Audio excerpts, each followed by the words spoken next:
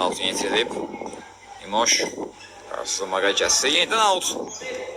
Top sanki sol cıradan saçıb qalıb.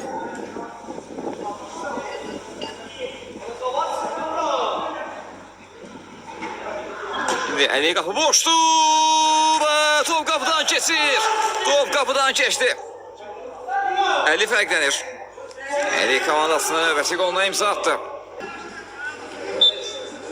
Rasim indi. Məzahir olacaq, Məzahir orta. Yaxşı işdir rəqibini. Futbol Rasimə. Ötürdü. İndi Məzahir. Bu qarşı tümənzəkdir. Alınmadı müdafiəçilər. Bu tümən keçməsi imkan verməyir. Qapı boşdu və topu toru gözlər Əli. Növbəti gol. Əlidən gəldir. Yardı qarşısına. Tümən sağdan düşündü. İntikam kəsir tümən qarşısına. İngilizdən də qarşı topu İngiliz bir ayağını yerə buraxdı və top qapıdan keçdi. Əli topu qapıdan keçirməyi bacardı bu golla. Komandası bir xeyli rahatlaşdırır.